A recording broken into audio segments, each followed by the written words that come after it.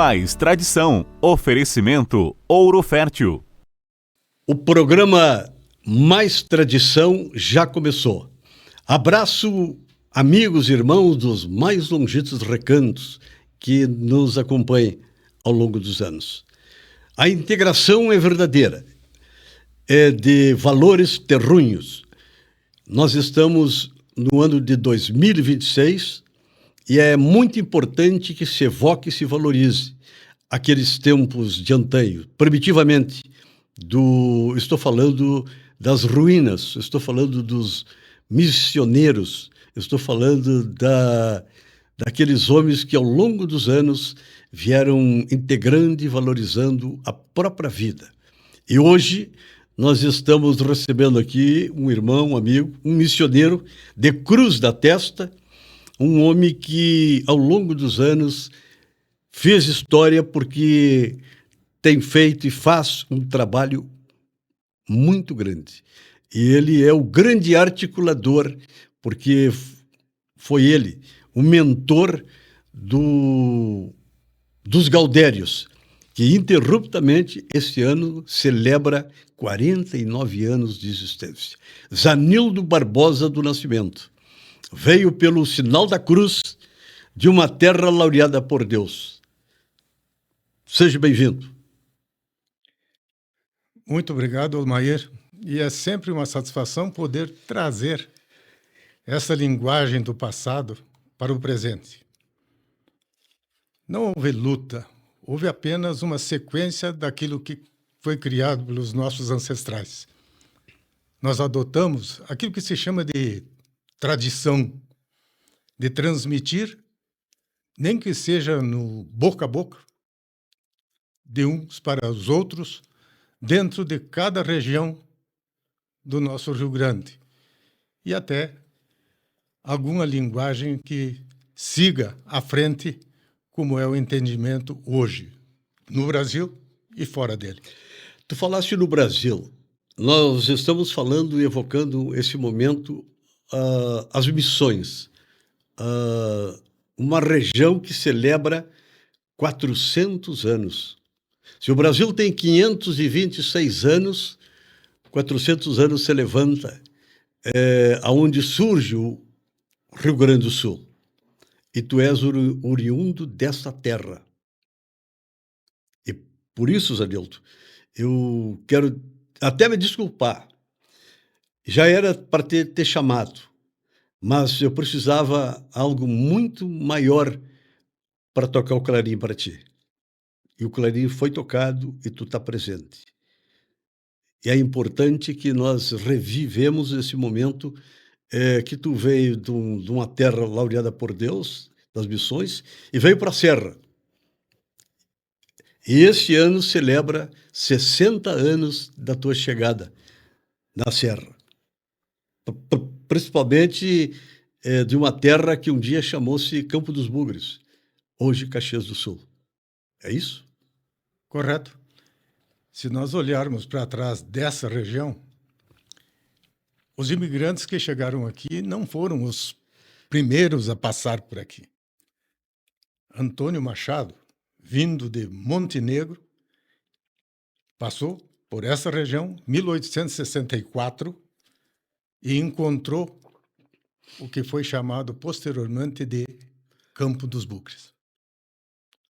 As vertentes que nasciam nessa região eram onde os índios se acomodavam no inverno. Era a única clareira que existia na mata, aqui na Quinta Légua, que é onde está localizado Caxias do Sul. Caxias do Sul.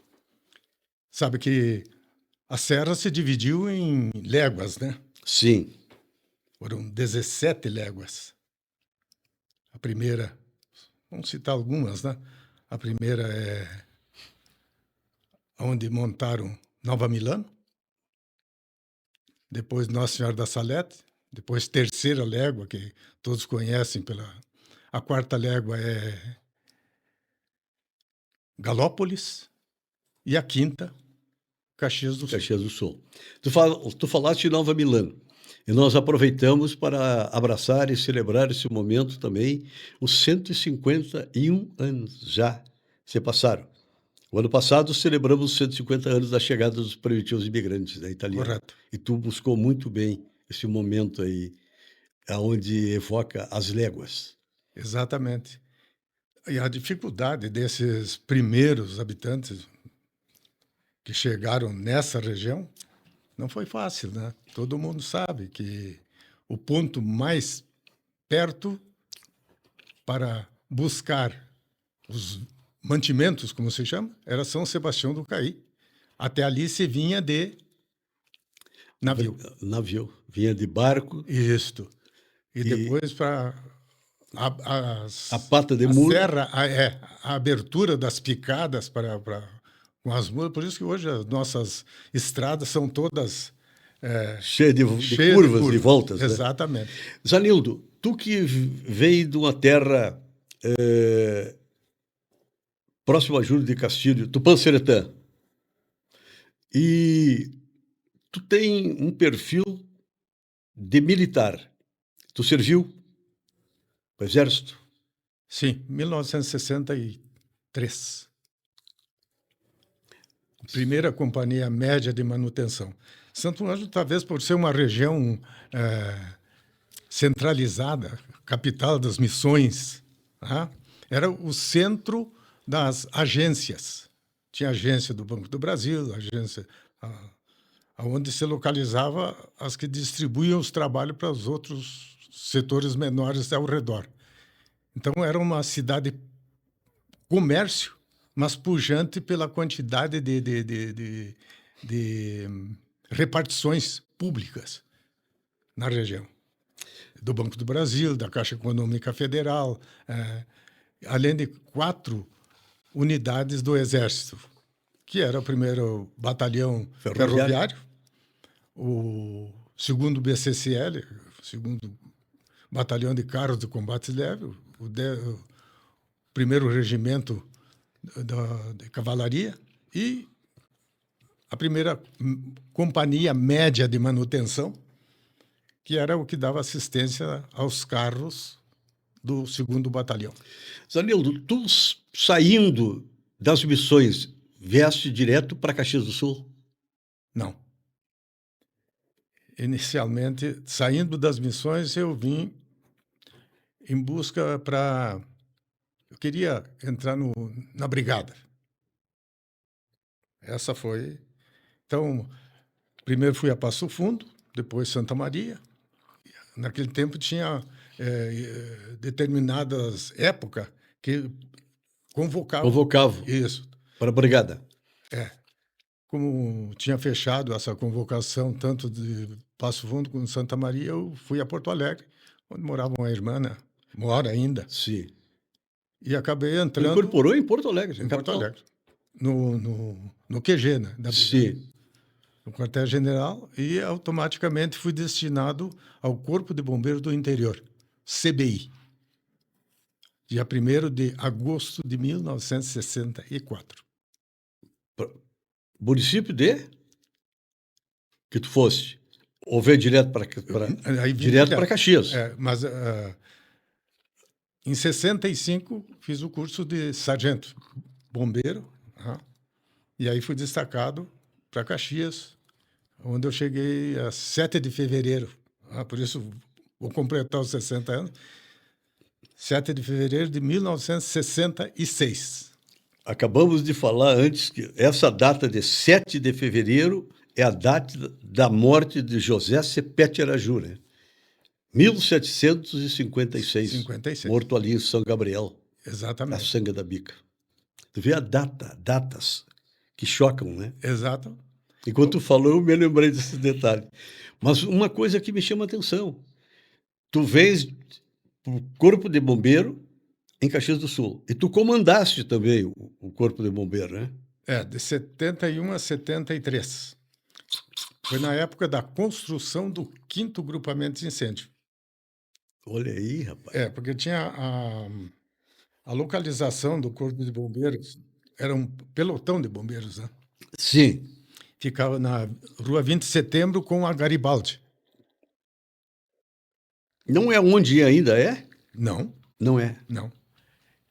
A construção se deu nesses 2 anos ali, saiu da esquina essa e foi para Moreira César com a 20 de setembro. Ah, tá. Moreira César com a 20 de setembro. Então, nesse período de construção, eu comandei o Corpo de Bombeiros, tá? E, posteriormente, voltou o que era comandante antes, o José Roberto Rodrigues. Ele Porra. foi para Vacaria e depois Depois retornou. retornou para Caxias. Isso. Mas que coisa linda essa tua trajetória. O Zanildo Barbosa do Nascimento, eu te conhecia só por nome.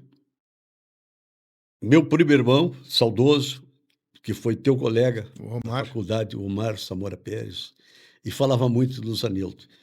Tu também jogava, tu parte do esporte jogava futebol salão, né? Também. E jogava bem. É, O Omar gostava de sempre correr. se destacou em futebol salão. E talvez, não sei se vocês jogaram junto, por parte de faculdade, que ele te admirava muito. Porque o Omar era natural de São Luís Gonzaga também. Sim, sim. É. Também. É. Exatamente. Então tem uma coisa atrás da outra, né? É. E o significado, às vezes, que com relação à região missioneira, nomes de cidades são de origem guarani. Por exemplo, Tupanciretã. Sabe o significado? Tupã, Tupã, Deus. Tupanci, mãe de Deus. mãe de Deus. Terra. Retã é terra em guarani. Olha que nome, hein? É Tupanciretã. Terra da mãe de Da Deus. mãe de Deus. Que nome, hein, cara? É se tu pegar Ijuí, Bom, significa. aí- E aí por diante tu vai sabendo os nomes de... Para nós, quando fizemos uma cavalgada ao Paraguai pela primeira vez, 1990, do Alegrete, Assunção, Paraguai, nós tivemos que estudar Guarani.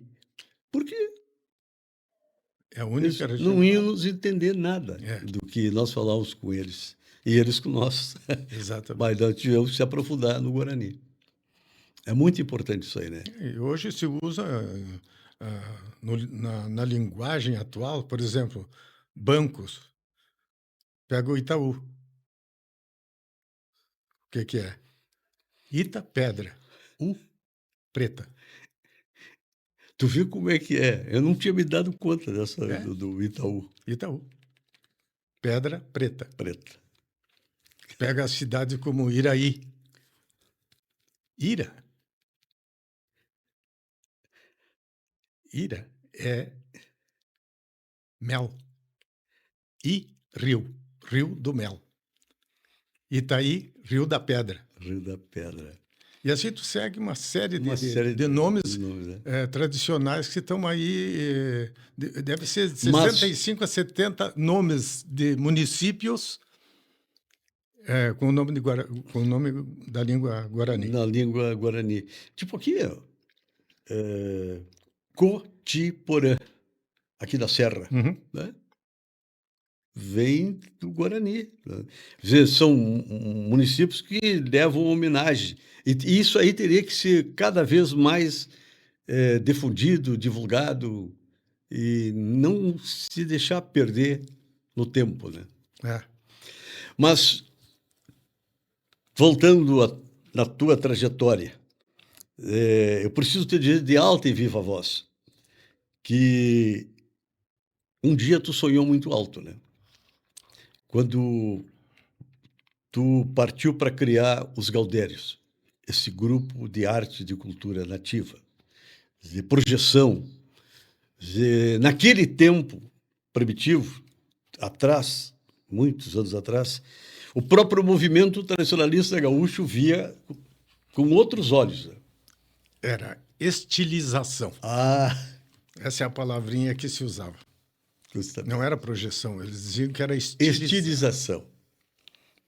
Mas isso é tão verdade. E aquilo a semente que tu jogou na terra germinou, que está aí, rumbeando em direção a meio século de existência.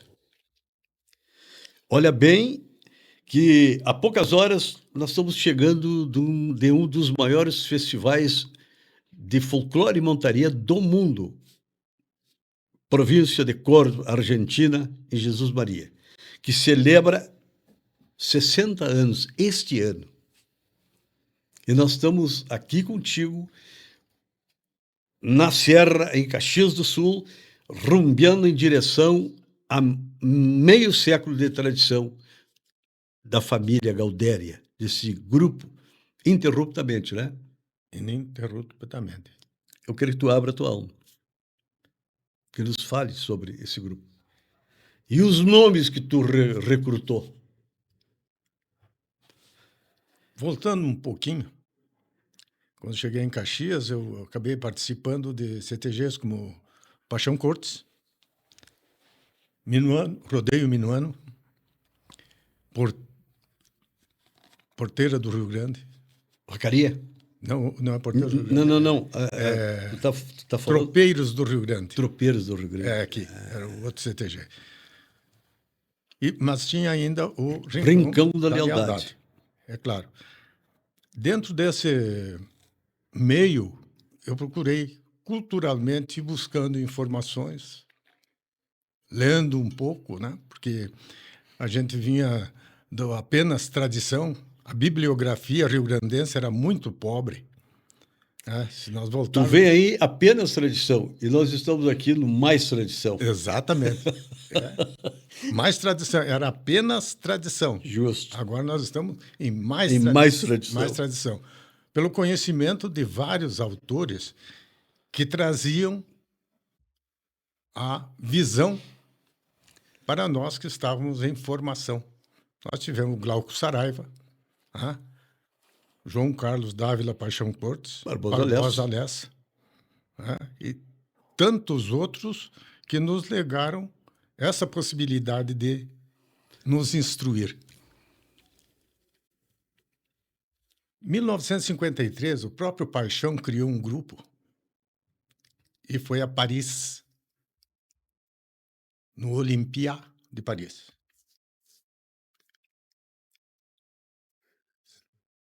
Se não me engano, eram os tropeiros, uma coisa assim. O que ele levava? Ele não levava projeção nem estilização. Ele levava algo pesquisado no momento de danças, a partir de 1947, 48, né? Uma criação do CTG 35. Justo. Então, ele trazia as pesquisas e formou um grupo em 1953, quer dizer, 6 anos depois, para poder divulgar. Foi a Paris, no Olympia. Havia projeção? Não sabemos. Ele apenas manifestava o que foi pesquisado. Criatividade, pesquisa, como foi o Paixão Cortes. Nós, juntando tudo isso, de conhecimento de como funcionava, né? O Manual do Tradicionalismo, que era do Glauco Saraiva. Glauco Saraiva. Ele formava uma fazenda. Era o patrão, o capataz, o capataz. Gargado às pilchas. Gargado às pilchas, né? Então, nessa formação, a gente analisava. Bom, era uma época que não havia muito interesse com relação ao movimento. Esse movimento veio se realmente constituir a partir de 1966, que começa o MTG. Alguém centralizando toda essa... Mas também com um desconhecimento daqueles primeiros que foram assumindo, não tinham a supremacia em cada CTG que ia se formando. Não tinham uma orientação rígida, dizendo, para vocês criarem um CTG, vocês precisam de uma patronagem, precisam de um piquete, de uma invernada artística, um fogão a lenha, né? Claro. Então, aquelas coisas mais rústicas. Então, as pessoas iam criando da forma que dava. Nessas alturas, analisando o que poderia ser feito, vamos projetar, vamos criar alguma coisa que dê continuidade para o pessoal de fora. Já na época eu analisava, bom, o turismo é uma forma de levar esse conhecimento para as pessoas que chegam aqui e não têm uma casa para ver o que está sendo feito. Apresentar Apresentar o que tem. o que tem. Quer dizer, não só dança. E esse foi sempre o meu pensamento. Então, levava junto aquele conhecimento, mesmo empírico, dizendo para o pessoal. Em 82, eu fiz alguma coisa que, só para lembrar direto, já com os Gaudérios constituídos, né? E que dizia o seguinte: para ti, que nunca cruzaste a querência do meu pago, venha sentir o afago deste chão que agora pisa. É o quero-quero que avisa a chegada do viajante. Apeia, chega para diante, vamos viver sem divisa. Que baita chamada aí, cara. É. De apresentação. Então, esse era o pensamento que eu tinha na época. E com a minha cara metade, minha esposa, que também... Eu ia te falar isso, ia te perguntar a importância da mulher dentro... Exatamente. No contexto da própria luz da própria história. Exatamente. E dentro da formação dos Gaudério, tá ela junto do começo até onde nós largamos. Quer dizer, foi um trabalho não só do Zanildo, mas sim da esposa junto. Que é além a dona Lori. Dona Lori com um trabalho grandioso. Exatamente. Que não podemos deixar não fica de fora, né? de falar, de jeito nenhum. É claro que não foi só nós, teve outros casais, porque nós iniciamos os Gaudério em 4 casais. Que se formou uma grande família. Depois sim, porque eram casais. E no decorrer eu fui colocando a ideia assim, renovar ou morrer. Sempre foi essa a ideia, né? Por quê? Porque uns vão ficando velhos e os outros vão adquirindo, unindo e seguindo. Vão surgindo, né? Vão surgindo. Mas essa ideia dos Gaudério, antes de nós constituirmos em 27 de abril de 77, houve um rodeio do Abelino Cardoso no famoso Leite Pampa. Todo mundo sabe onde é que era o Leite Sim. Pampa. Foi o primeiro rodeio que o Abelino fez. E lá se juntou, então... Tu viu a visão do Abelino também, né? Exatamente. Quase esquecido o Abelino. Mas nós estamos aqui e não podemos esquecer Exatamente. desses homens. Eu acompanhei ele muito nos rodeios que ele fez. Por isso eu sei O Abelino era semi-analfabeto, caminhoneiro vindo de Bom Jesus. Então a gente sabe, mas era um cara... Mas um cara de um valor... Um valor muito impressionante. grande.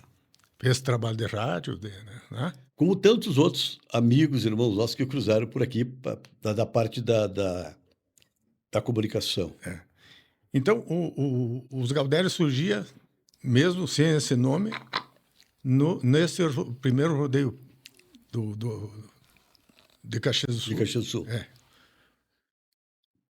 Nesse rodeio, então, o pessoal, o Almir Martins, o Cláudio, o Arquelau, o Lauro Boijinque, famoso Gasolina, né? O Gasolina. Se estiver nos ouvindo, nos vendo, nosso abraço, nosso carinho a ele. E se reuniram para fazer uma apresentação para esse grupo que vinha do Canadá. Não encontraram local em Caxias. Então eles foram para Flores da Cunha, Flores da Cunha, Terra do Galo. Terra do Galo. Que não gostavam. Sim, e era o proprietário lá do galpão, lá em cima, que se chamava Eloy Kunz. Ele adotou, segurou esse pessoal, janeiro, fevereiro, março. Tu vê só, o Eloy também não... Eloy com O Eloy enxergava também longe. também longe. Então, o pessoal fazia as apresentações lá. Eu tinha saído fui patrão do Negrinho do Pastoreio, que era um departamento cultural da Khalil Sebe, Rapaz. fundado em 1º de maio de 1972 pela dona Araci Sebe. Sebe. É. Tu vê, rapaz, isso aí praticamente esquecido. O pessoal esquece.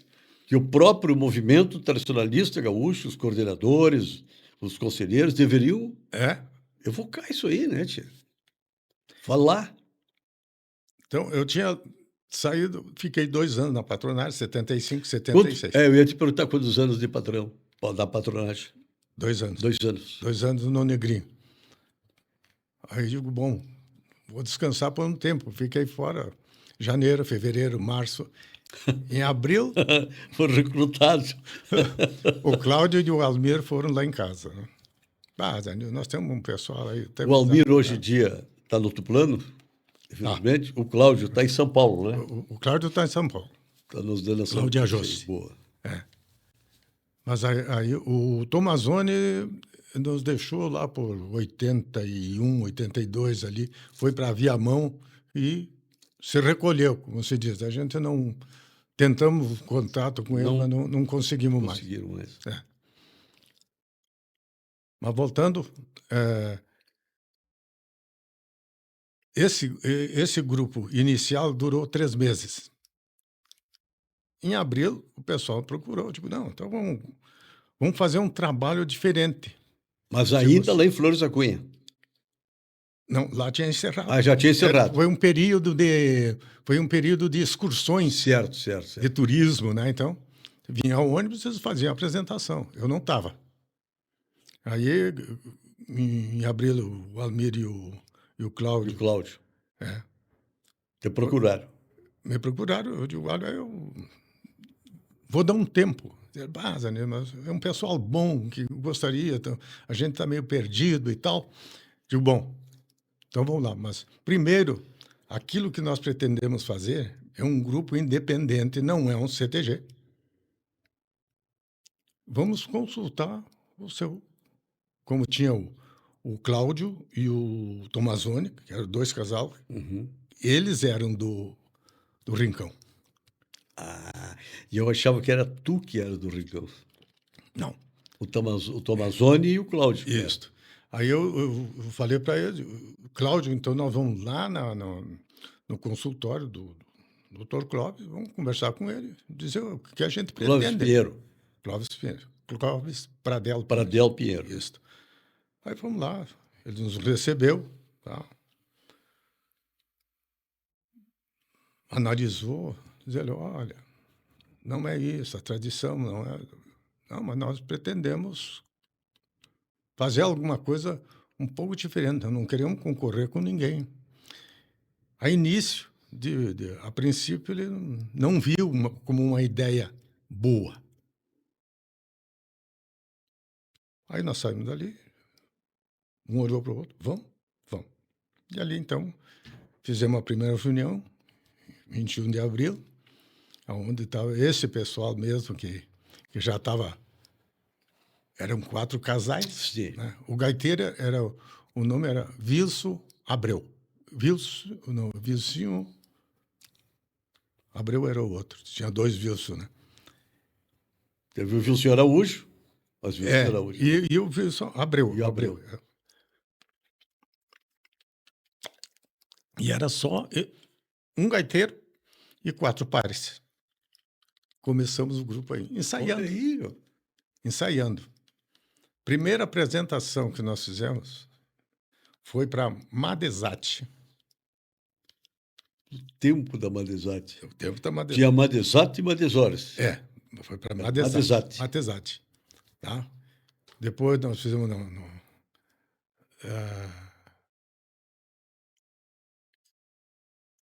para Eberle. Foi um encontro de CIPA. Eu trabalhava na Eberle, né? Sim. Encontro de CIPA, 1977, dezembro de 77, foi o primeiro, nós fomos fazer uma apresentação para o encontro de CIPA da Eber lá no restaurante Gianella. Ah, aí vocês chegaram no Hotel Janela. Dezembro de 77, tem as fotos, tem tudo. Tem Era uma festa da Eber. Da Eber. Aí, o João, eu estou falando da Eber e não posso deixar escapar isso. Jaime Caetano Brown tinha um chavão. Se é da Eber, é de lei. É de lei. Ele era o que patrocinava ele. Sim, sim. Da Guaíba. Da Guaíba, justamente. Guaíba. Exatamente. Bom, fizemos aquela apresentação em 77 lá. O Antoninho não nos conhecia, que era o dono do restaurante. Nós fomos pela Eberle. Em 78, nós estávamos em Vacaria, no rodeio.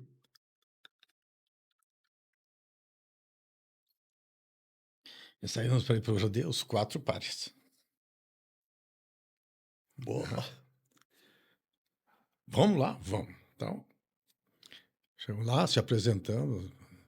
Nós totalmente errado de indumentária, era outra coisa, né? Era outra coisa. Os caras, vocês foram bem, mas tá fora isso, fora aquilo. Não, nós viemos para participar e tal. Nos apresentamos num dia, no outro dia chegou a Iracema, que era cunhada do Antoninho, e o Antoninho. Foram nos buscar lá porque tinha... Do Janela. Os do Janela. Do Janela. Por a vacaria. Foram buscar vocês. Buscar nós para fazer a apresentação. Eles tinham 4 excursões. Tu vê, rapaz, isso aí é muito importante que tu está falando aí. Aí foi quando nós iniciamos no Janela, em 78, início de 78, janeiro de 78. E ali foi aumentando. E aquilo ali tomou um rumo muito grande.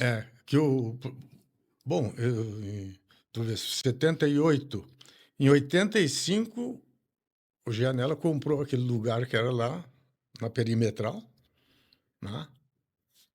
Mas aí já não tinha mais espaço ali naquele local onde era o ali Grêmio se Esportivo. tornou pequeno. Era Grêmio, exatamente. Grêmio Esportivo Janela. E onde estava o restaurante. Ampliou tudo, fez, mas não adiantava, era muita... Era. Mas tudo por causa do trabalho de vocês. Trabalho junto com... Claro. Exatamente. Com eles. Mas e daí o próprio turismo, dificuldade do negócio de turismo, Caxias tem o tabu. O que aconteceu? Todo mundo só falava nos Gaudério. Tomou assim um... Bom, o pessoal de Gramado, Canela, que estavam lá, vinham para assistir o show. Para assistir o show. Porto Alegre vinha a Caxias, porque não tinha hotel. Os nossos hotéis eram de trânsito, né? Justo. Não de turismo. Até hoje nós não temos para turista, né? Pois é isso que eu quero chegar. Dizer, vocês quebraram o tabu. Caxias era só dormitório. Exatamente. Não é isso? Por causa dos representantes, dos viajantes, tá? Mas com vocês ali no Janela, era um cartão de visita. Nós tentamos, com o setor público, dizer assim, bom, pessoal, não precisa ser só o Janela apresentar esse tipo de... Tem outras coisas para fazer, né? Não foi desenvolvido, por exemplo, treinamento para turismo em Caxias. E até hoje não tem. Tem que ter guias locais. Mas assim, mas Caxias não tem nada para apresentar. Como que não tem? Tem um monumento imigrante que a maioria não conhece. Não, mas é só uma estátua. Não, não é só uma estátua. É um marco. A própria posição do colono, né? No fim da Júlio, divisando o quê? Um crescimento. O que está escrito na porta do monumento? tem uma entrada, tem uma galeria. Hã? O que está escrito lá? Um poema de Cassiano Ricardo, que diz o seguinte: ó louro imigrante que trazes a enxada ao ombro, sobe a este píncaro e venha olhar a manhã brasileira. Então, Homem, tu tá falando uma coisa que eu fico louco. Fico louco, francamente. Porque tu acordou uma das coisas aí, o maior monumento que temos da nação brasileira Exatamente. em homenagem a esses homens. Está ali na beira daquele corredor, BR-116, o cavalo. jogado, às vezes, a lo largo. Porque as autoridades que teriam que olhar com bons olhos não olham. Isso aí, Zanildo, o que tu enxergou, eu enxergo também. Há muitos anos. Eu não deixo de falar porque eu tenho a obrigação de falar isso. Eu não estou falando. Eu não sou político. Eu não estou pedindo nada para mim, como tu não está pedindo. Nós estamos mostrando Um caminho. um caminho. É só regionalismo? É só tradição? É só Rio Grande? É só dança? Será? Não. Ó, povo sem tradição é povo sem cultura. E a cultura, hoje, a gente pode se basear na bibliografia, pode até discordar de muitas pesquisas que foram feitas. Homem, quando tu diz assim, com quem fala, diz, Caxias não tem nada para apresentar. Aqui, quantas fabriquetas de acordeão tivemos? Universal, você foi. Mas e tantos outros, não só a Universal. Em Bento também, eu não sei se mantém Não, alguma coisa também. não. Acho que é só a fiação. Tchê, uma pesquisa feita pelo Paixão Cortes, eu não toco, fui atrás da alma da gaita, fizemos um trabalho muito grande, como no tempo que eu fui conselheiro, coordenador, mostrando que o berço da gaita no Brasil é a encosta superior nordeste. Está aqui, Sim, sim. tu acabou de falar na Universal. Exatamente. Se fosse Canela, tinha a Sonelli. Se for Viranópolis, tinha a Veronese. Bento tinha a Todeschini e a Scala. E assim por diante, tantos outros. O que nós tínhamos? Só as gaitas de botão, as 8 baixo, né? Que hoje ainda o pessoal Mas usa é para ver a pujança que tem a serra. a serra.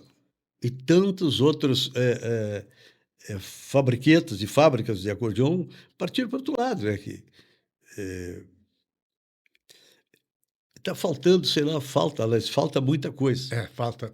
Inclusive, uma das coisas que eu sugeri para uma administração da prefeitura foi de fazer uma união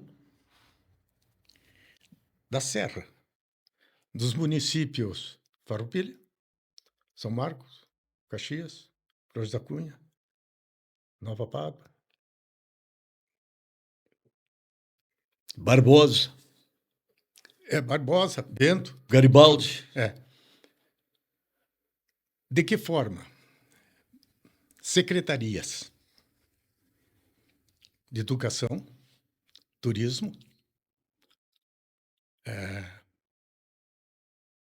junto com a 25ª região. Unir o tradicionalismo, Sim. as secretarias se comunicariam e fazer o seguinte, tem festa em Flores da Cunha, não coincide as datas, todos os outros municípios se voltam. Exato. Tem festa em Caxias, todos os outros divulgam e buscam o que pode ajudar.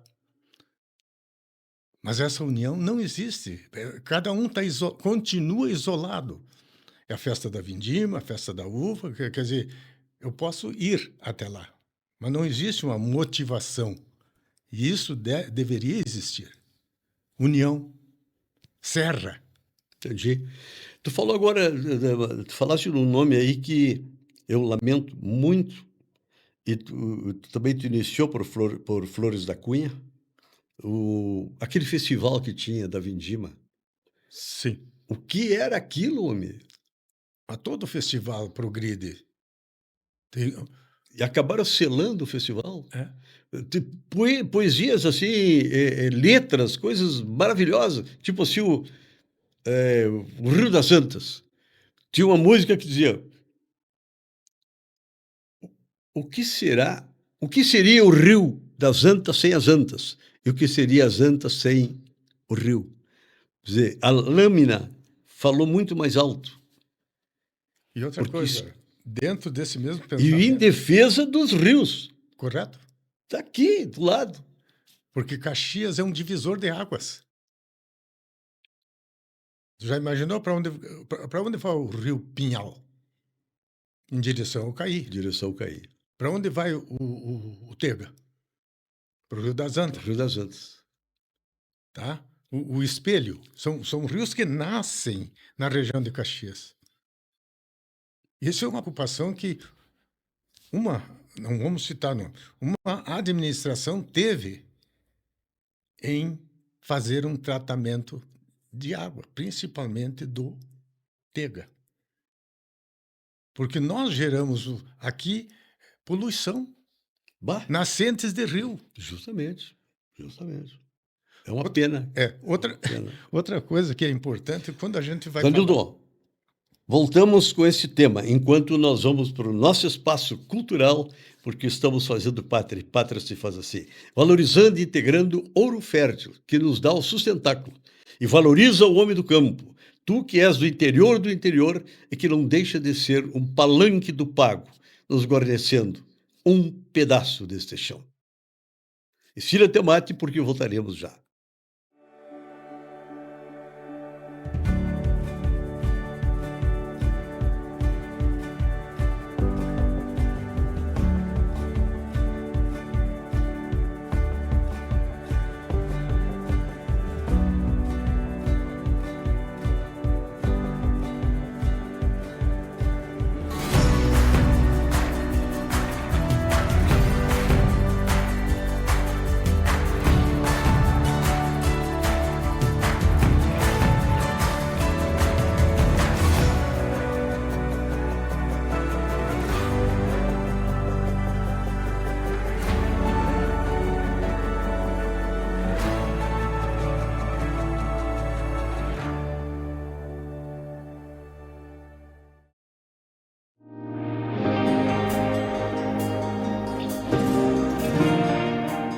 Estamos aqui no meio de uma lavoura de milho que eu fiz uma tecnologia nova de aplicação.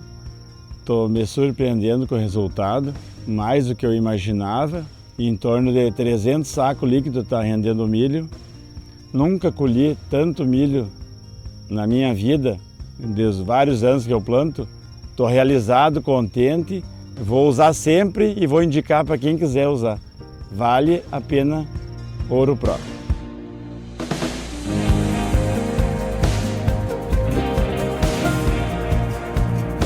No começo da colheita, eu fiquei surpreendido pela rapidez de encher a máquina. Andava uns 200 metros, estava cheia a colheitadeira.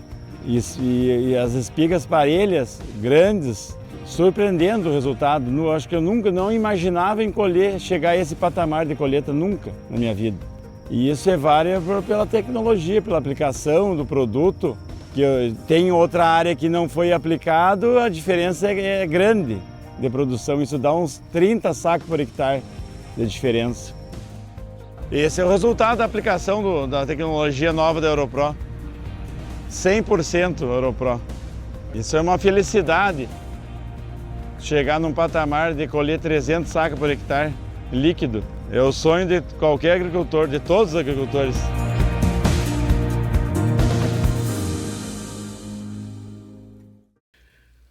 Hoje, uma figura marcante, Zanildo Barbosa do Nascimento. Nós estávamos falando, Zanildo, sobre os mananciais. Você veja bem, a dificuldade que teria Caxias na formação, principalmente nos mananciais para o preparo de abastecimento da cidade. Inicialmente, nós tínhamos as barragens São Pedro, São Miguel, São Paulo. É o Complexo Dalbó. Depois se criou a Maestra. Caxias cresceu. 100 mil habitantes, 200 mil, 300 mil, 400, agora a gente já perdeu, está em 600 mil. Precisava de outros. Então, mananciais de nascentes como as marrecas, como o faxinal.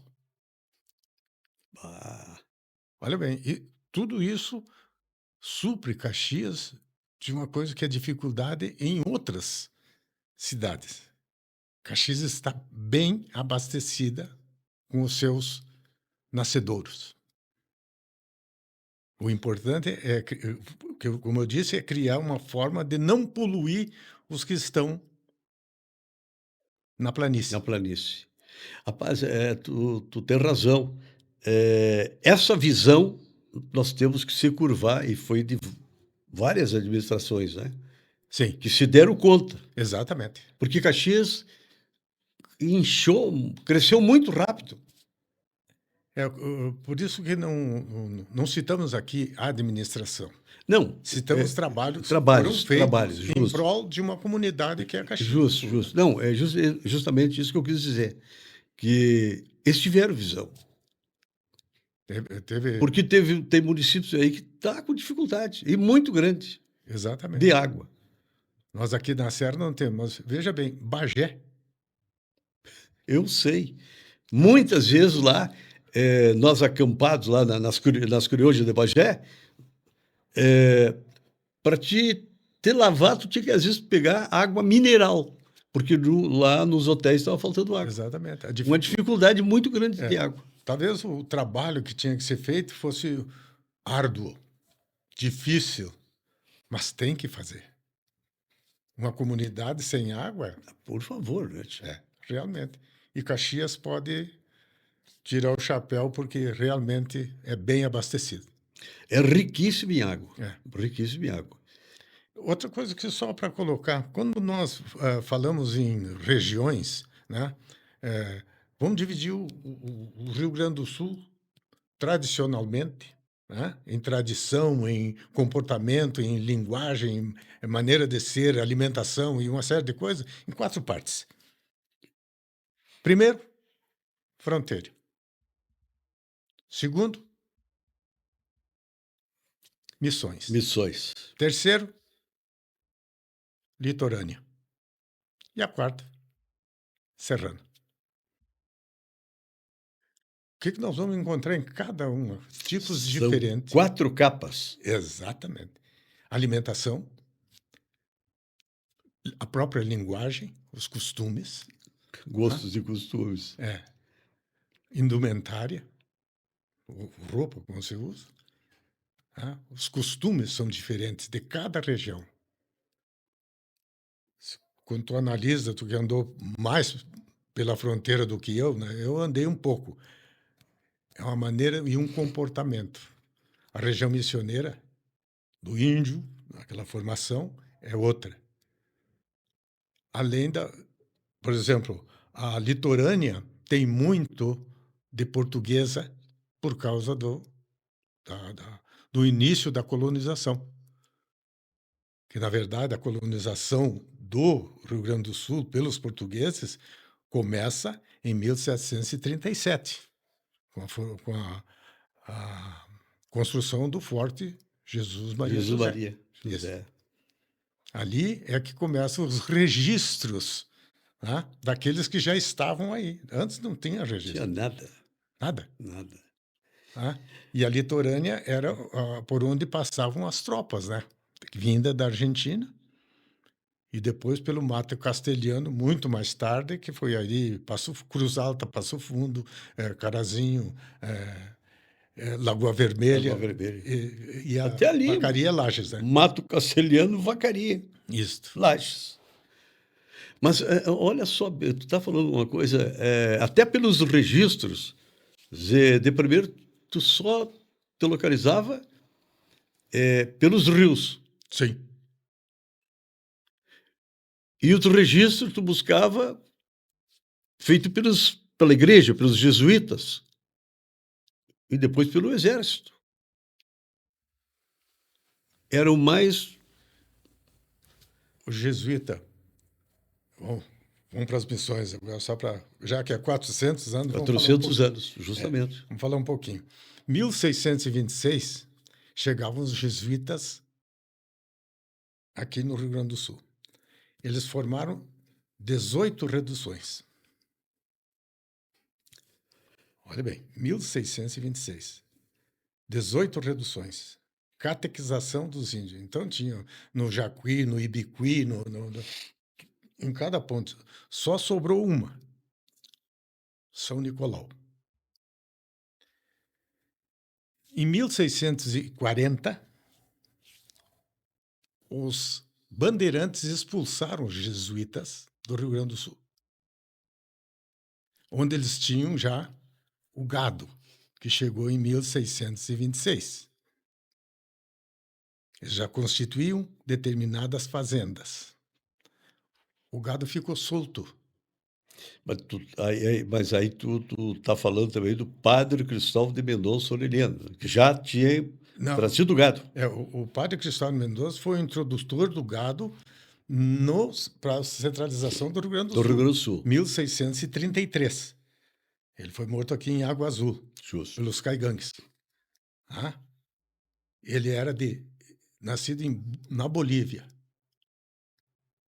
E o nome dele era Dom Cristóvão de Mendonça e Orellana. Então, só para... Não, é importante tu falar isso aí. Padre Mário Scopel, quando os Cavaleiros da Paz, quando nós rasgamos o Pantanal no meio e saí daqui de Uana a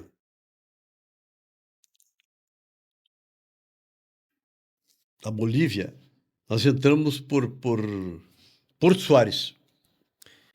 Nós tivemos lá, na Mitra, o padre Mário foi pegar os documentos para trazer para aqui, para Água Azul, do padre Cristóvão de Mendonça. Porque ele nasceu em Santa Cruz de la Sierra. De la Sierra. Visto? Justamente.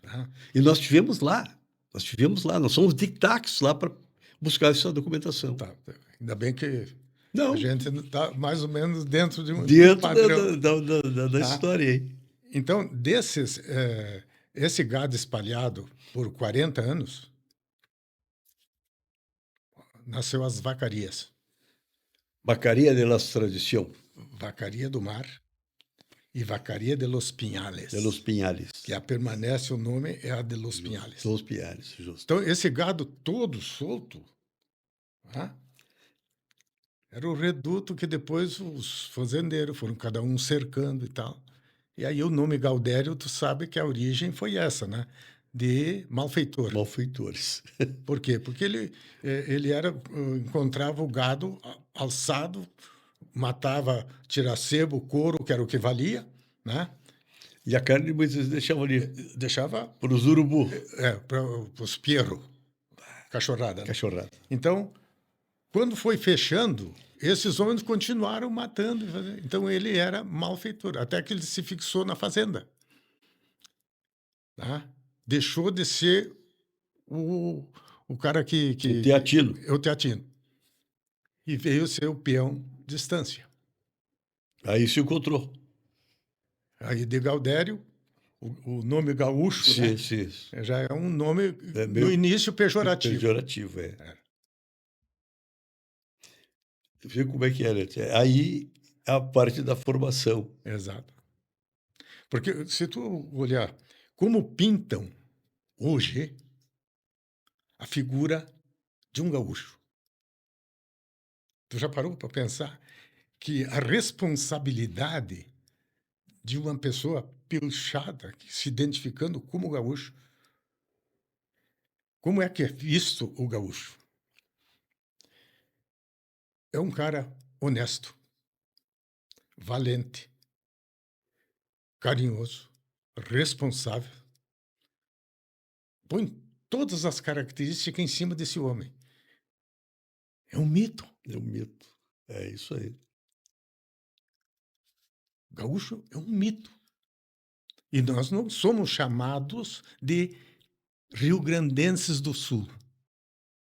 nós somos chamados de gaúchos. Gaúchos. Com pilcha ou sem pilcha. Sem pilcha, isso aí. E o certo, quer dizer, o nome certo seria rio-grandenses, né? Isto. Mas a palavra gaúcho, Exatamente. Ninguém te conhece como ninguém Rio te Grande. conhece como Rio Grande. Ah, Podia ser o Rio Grandino. Exato. Não. não. Gaúcho. Gaúcho. A responsabilidade te chama, às vezes. Né? Exatamente. Por isso que quando alguém é pilchado, ou mesmo quando tu vais num local e te conhecem sempre de pilcha. Quando tu vai sem pilcha, muitos te cobram. Já aconteceu comigo. Comigo também. Aí eu tive que dizer para pessoas assim, meu amigo, eu tô pilchado por dentro. A roupa, Mas tem gente que não gosta de te ver assim. eu sei. A roupa é apenas algo de identificação pro lado de fora, né? E tem muita gente desse nosso Brasil grande aí, as pessoas mais cultas que leem, quer dizer, sabem muito mais sobre o nosso Rio Grande aqui. Do que quem anda pilchado, às vezes, né? Exatamente. E uma das coisas que a responsabilidade chama é quando tu, modo de dizer, tá fora do teu habitat, da tua terra, que tu te vê no outro estado ou no outro país, que daí pessoas sabendo que tu é do Rio Grande do Sul, falam sobre a tradição e tu não sabe nada. É. Aí tu te volta a procurar saber e daí tu te aprofunda. Isso aconteceu. Hoje nós temos em todo o Brasil, claro, esse ano faz 39 anos, Zanildo, que nós criamos a Confederação Brasileira da Tradição. Esse ano. Hoje nós temos confederação, além da Confederação Brasileira, nós temos a Confederação Norte-Americana. E se nós parar para pensar, e tu sabe muito bem disso, não estou falando para leigo, dizer, muitos pensam, ali na Argentina e no Uruguai, o país já era toda a federação gaúcha, gaúcha. E o Brasil não era assim, né? Não. Nós éramos aí mais ali em Santa Catarina, depois do Mato Grosso, e daí foi para o Paraná e tá, mas não era. Hoje não, hoje é. Hoje existe centro de tradições, graças a Deus, em todo o Brasil. E fora E dele. não, e fora dele. E aí vem a Confederação Norte-Americana. Japão, Los Angeles. Justo. Hoje é mundo. É mundo. Mas isso que tu falasse com relação a conhecimento, nós fomos 4 anos seguidos a Belém do Pará. Oh. Em 93, nós ficava no Hilton lá. Ia pela Varig e ficava no Hilton. Né? Do tempo da Varig. Sim, do tempo da Varig. Nos conduziam da melhor maneira. A gente estava em casa dentro do Então, mais uma vez aqui, queremos enaltecer a Varig, porque se o Centro Gaúcho da Bahia, que tive lá poucas horas, fiz uma transmissão de lá da Bahia, em Salvador, e a grande articuladora e que deu todo o apoio foi a Varig. Tu acabaste de falar, a Paixão Cortes. Exatamente. E agora tu disse que vocês viajavam pela Varig. Pela Varig. Mas conta isso aí. E lá, nós saímos de Porto Alegre, do Salgado Filho, às 11h30 da manhã. Fazia escala em São Paulo, Brasília e depois Belém. 4 horas dentro do avião. A gente chegava lá às 7h30. Vocês iam em quantos grupos? A primeira vez foi 5. Depois nós fomos em 12. Depois 14. Fizemos um baile por lá, desfile. Está tudo registrado, né? Pararam Belém? Parava Belém, porque nós fazíamos um desfile. Tinha o Julião, né? Que ele tinha um auto-socorro de carros, né? De guincho. Uhum. E nós saíamos de lá pelo centro de Belém até o Hilton. né? Mas que coisa linda. E na frente fazia um baile ali, né? O Hilton ficava a 3 quadras do Ver o Peso, lá em Belém, né? Sim. O Ver o Peso era mais conhecido do que só tinha corvo de um lado e mas agora não, agora tá Tá outra coisa. uma pintura. Mas só para citar, em 93, uma universidade nos convidou para ir lá fazer uma apresentação. Nós estávamos no Hilton, mas fomos fazer uma apresentação, aonde me pediram para fazer uma palestra sobre folclore, regionalismo, tá? Aí eu falei do que era o gaúcho, isso, né? Lá do fundo veio uma pergunta, né? Qual é o motivo que vocês, gaúchos, se acham melhores que O suprassumo? o restante do país em querer a independência? Eu disse assim, digo, olha, depende de que época a pergunta, né? Diz, não, atualmente. Foi aquela época em que o Ayrton Marques, Queria dividir. estou citando o nome porque Não. ninguém pode Precisa disso. hasteava a bandeira de outro país, né? Justo. E pregava a independência do Rio Grande, né? Aí eu disse assim, digo, não, lamentavelmente, nem todo o rio-grandense, o gaúcho, pensa como Esse cidadão. o cidadão pensa. Nós já tivemos, aí citei a Guerra dos Farrapos, né? E os motivos que levaram a isso, tá? Digo, mas era outra época. Assim como o Maranhão, assim como Minas, assim como... Tá entendendo? Todos quiseram independência. Mas hoje se mantém a unificação do Brasil. Não são meia dúzia de pessoas que pensam diferente que seja o pensamento de um povo e de um Estado, né? Justamente. E está registrado isso também. Ficou no registro. Eles me mandaram o jornal, né? Bom, legal. Então, essas coisas de pregação Nós somos bairristas, lamentavelmente. Olha a dificuldade que nós temos. Nós queremos sair com as coisas nossas para fora da forma como nós somos. Nós achamos que não temos que mudar. E realmente a gente não muda. É incrível, né, tia? É incrível. É incrível. Quem chega aqui no Sul e se depara com determinados momentos de vivência, de tratamento, de cortesia, de hospitalidade, o cara leva para sempre. Ele não leva a imagem do gaúcho, ele leva a imagem da pessoa que o tratou daquela forma. Não é comum no mundo. É incrível. É incrível.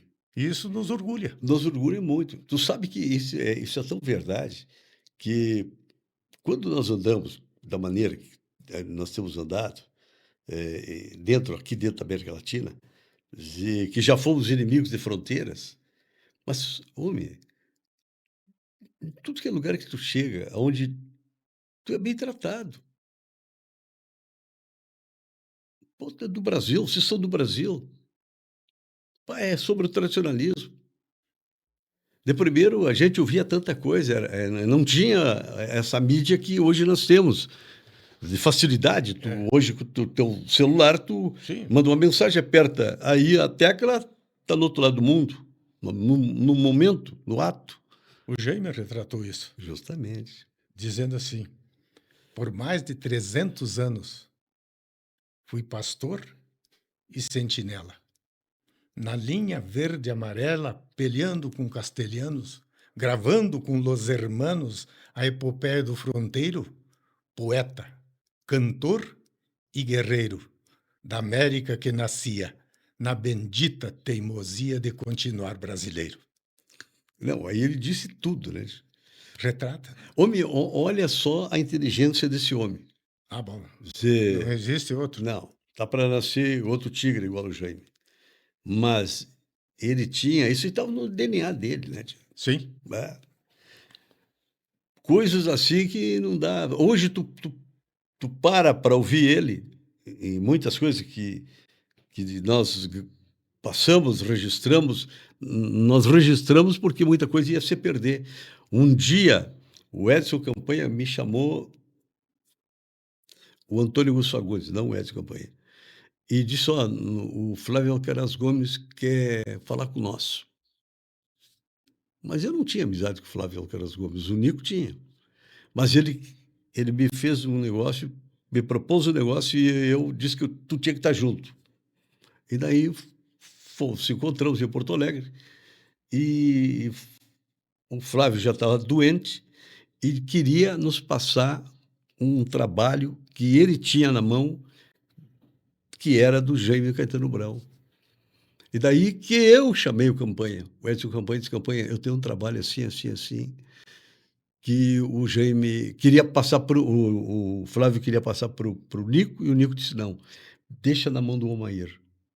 E eu não conhecia ele. E ele me conhecia por nome, eu conhecia ele por nome também, mas sabia do valor dele, Ah, sim. do Flávio Alcaraz Gomes. E daí ele passou, e hoje, se está registrado muita coisa pela gravadora, nós fizemos um trabalho, tipo assim, Brasil Doente. Você já ouviu? Rio Grande do Sul. Justamente.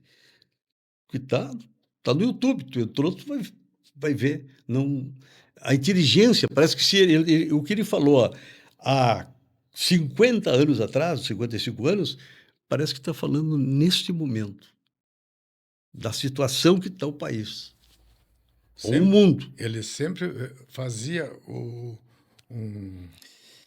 Um relato um histórico, relato né? de cada encerramento de programa dele. Justamente. Brasil Grande do Sul. A visão que o homem tinha, né? Outro Jaime, sinto muito. Regional, ele não era. Por exemplo, o Rilo já era universal. O Rilo. Sim. Mas o Jaime era regional, mas um regionalismo puro, com uma capacidade de transmitir impressionante. Impressionante, para ele, qualquer tema era tema, né? Missioneiro. Modéstia.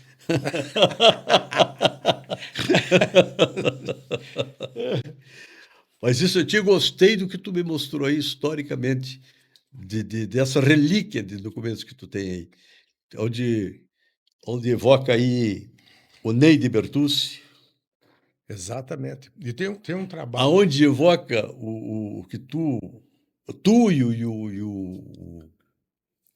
esse guri, O Caboclo? Caboclo, rapaz. Caboclo. Áureo Gonçalves, o nome dele. Chamado de Caboclo, mas é um. Mas eu acho que nem ele não. Estranhava quem chamasse ele pelo nome, né? Caboclo. Não, ninguém conhecia como um Áureo. E era uma figura humana impressionante. Não deixava ninguém mal. Zanildo, vocês fizeram grandes apresentações. Vocês criaram coisas que a juventude precisaria. Aquilo que tu tem gravado, que tu tem que botar isso para fora, não adianta tu deixar gravado para ti. Isso aí tem que ser divulgado, homem. Isso precisa ser mostrado. E agora vem aí os 50 anos dos Galdério.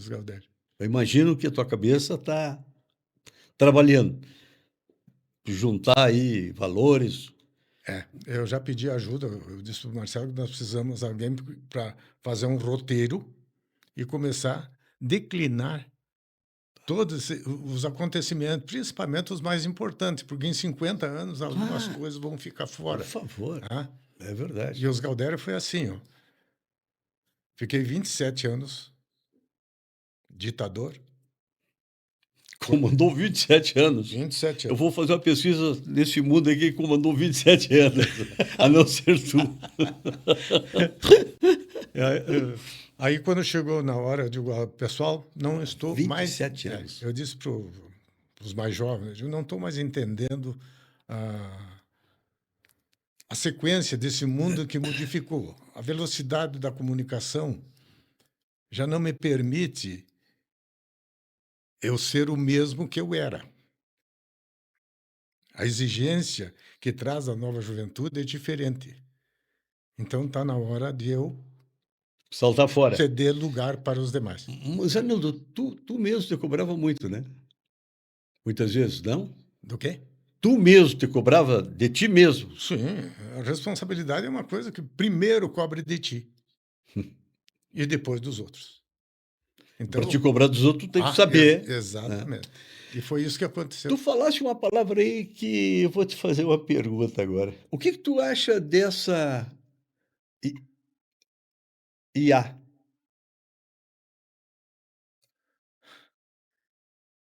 A única coisa que eu conhecia no passado era hã? Inteligência artificial. Artificial. Olha, eu ainda não lido, os meus filhos lidam, já conhecem, né? Eu me isolei um pouco tanto de televisão quanto de celular. Uso. Mas como eu não trabalho com celular, me permito Usar quando precisa. quando preciso. Então, não estou por dentro disso aí, mas é uma criatividade que pode trazer coisas boas e coisas que não são reais, aonde um povo que não está preparado acredita. A transformação, Justo. Entendi. Entendeu? Transformação é violenta. Tem coisas que eu dou uma olhada às vezes e digo, mas isso aqui é real. Aí dali um pouco alguém me diz assim, não, isso não é real. O real é isto aqui. Né? O cara com uma chama acende na inteligência artificial e apaga, entende? Então, quer dizer, é real? Não é. Então, hoje nós estamos nessa fase de transição. Não estou dizendo que é coisa ruim. Não. Eu acho que é evolução. Pode ser uma ferramenta Exatamente. poderosa, né?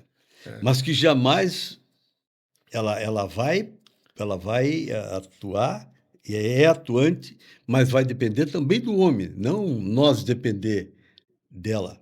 Porque agora mesmo, há poucos dias, não vou falar o nome de um festival que teve aqui, nosso, do Rio Grande do Sul, que muita gente de Ligeirinho acionou lá a inteligência artificial e preparou para fazer letras. Mas, cara, tu te dá conta Claro. de que não é aquilo. Quer dizer, nós acabamos de falar de uma das maiores inteligências aí, Jaime Caetano Brau. Dizer, vou pegar o Jaime, vou botar o que ele usa e vou acionar a inteligência artificial. Mas tu vai te dar conta que não é. Claro que não. Mas ela Ajuda. Ela ajuda. E vem aí, tu só tem que levar para o lado do bem, né? Não para o lado do mal. Não, a pessoa, a gente sabe quem é o que está, por exemplo, na nossa escrita aí, como diz o outro, o regionalismo, como é que ele vem? Porque a inteligência artificial ela não vai colocar os dados como tu sente, principalmente os mais antigos. Justamente. Nós que somos da era dos dinossauros, né? Tu está falando do Chiru Pereira. Então, o Chiru Pereira. Aquele dinossauro. O dinossauro. Ele é o dinossauro, o Chiru. Aí nosso abraço aos carinhos, ao Chiru. Exatamente. Ele esteve aqui comigo, também gravamos aí um trabalho lindaço dele. Se saiu lindaço o animal. Não, mas ele é inteligente, programa de rádio, programa de televisão, é um cara que tem vivência, né? Ele esteve conosco nos Galdério, mas no início. Mas ele é muito popular. Muito popular. Assim como era o Lagoa, né? Te lembra do Lagoa? Me lembro, claro. Lagoa está em Lagoa Vermelha. Era de lá, não, foi para lá. Voltou. Tem muita gente boa. Mas eu tenho só um textozinho aqui que tem um significado muito amplo com relação aos 400 anos das missões. Opa! Não só das missões, mas uma coisa para se analisar no todo. É um pensamento universal, regional, universal. Tá? Queremos ouvir. Que diz assim: a Terra Nova era um paraíso. Dormia o ouro e a cobiça estava ausente. Era o índio senhor deste continente. Foram chegando seus conquistadores, os africanos e os aventureiros. O índio altivo se mesclou ao escravo. Nascia um novo tipo americano. O interesse fabricou carimbos. O ódio à toa levantou paredes. A baioneta desenhou fronteiras e a estupidez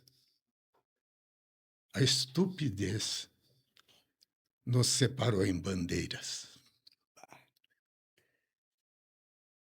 Que coisa linda, rapaz.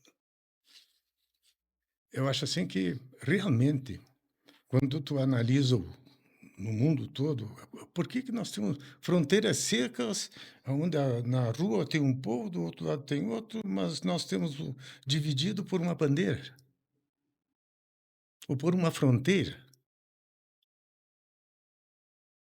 O elemento humano, dentro da sua formação, eu acho assim que é inimigo dele próprio. Tá? Nós somos sapiens. Só enxerga o que quer enxergar. Exatamente. Então, dentro dessa formação, nós trazemos, eu acho que nos genes, alguma coisa de diferente de maldade. Né? Tem bondade, mas tem maldade junto, de não reconhecer, às vezes, o semelhante. Semelhante. O valor que eles têm. Exato. O índio, porque estava aqui, analfabeto, sem conhecimento, mas a vida selvagem dele era a vida livre, liberdade. Era onde ele vivia. É onde ele respeitava a natureza. A natureza. Nós hoje não respeitamos, nós geramos lixo e jogamos em qualquer parte. Os rios, que são as veias do Pampa. É poluição. É. Onde estão nossos peixes dos pequenos rios? Bah. Não tem mais. Tudo poluído. É uma pena, né? Zanilton, tem coisas na vida que a gente às vezes tem que fazer uma retomada de consciência. Concordo contigo. E ver que, com toda essa evolução que nós estamos, porque é impressionante. Nós viemos de um lado... Não precisava ser tão negativo. Porque quando se desenvolve um armamento, é em função de quê? De prejudicar alguém. Mas daí vem a ganância do querer e do poder, né? Por isso que eu disse. É o Homo sapiens. Somos todos nós. Não pode dizer assim, os outros. Não. A nossa formação é de um gênero, tá? Que antes teve os outros que da origem, né? Mas a nossa geração é de 200 mil anos atrás. Que começou a se definir de viver em grupo, de criar alguma coisa que nós conhecemos há 12 mil anos. Então, nós somos a inteligência. Essa aqui foi abrindo conhecimento. Né? E isso não, se nós voltarmos um pouquinho no tempo, volta antes da Segunda Guerra. O que nós tínhamos?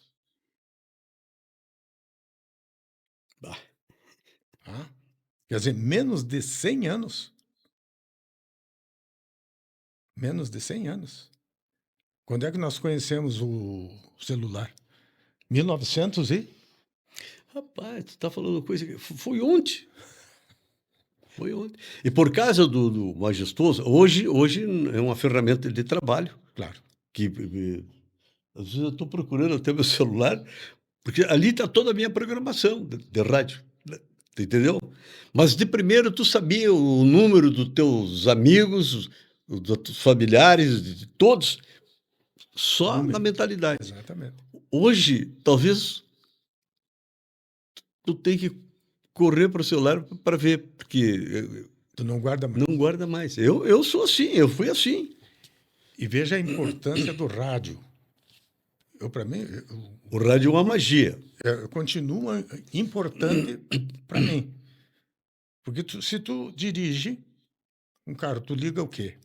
O rádio. O rádio. Tu não vai ligar a televisão que tu vai...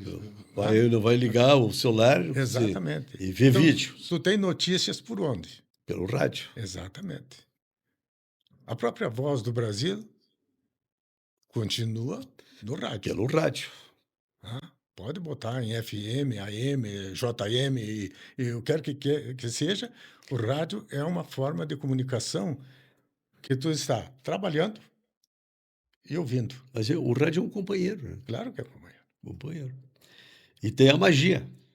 Tem a magia. Às vezes a pessoa não te conhece pela tua imagem, mas te conhece pela tua voz. Exato. Entendeu?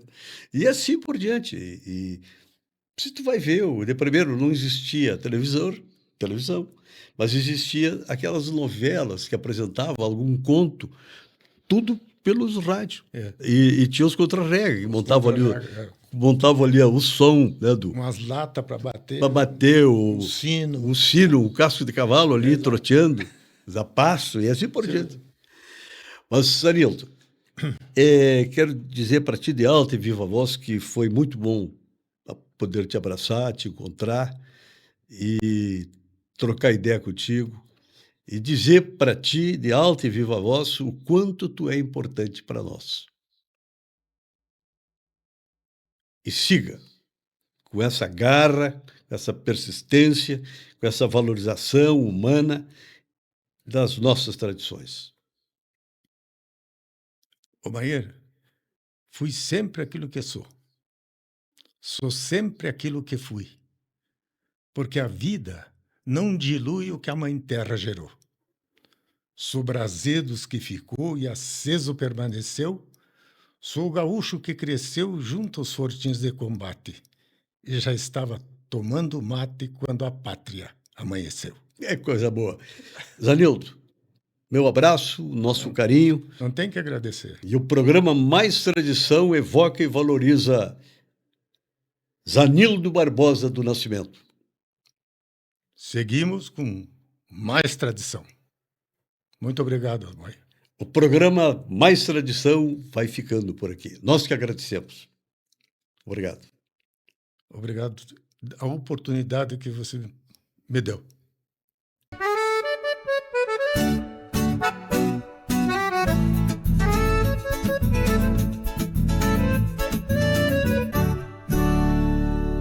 Mais Tradição. Oferecimento Ouro Fértil.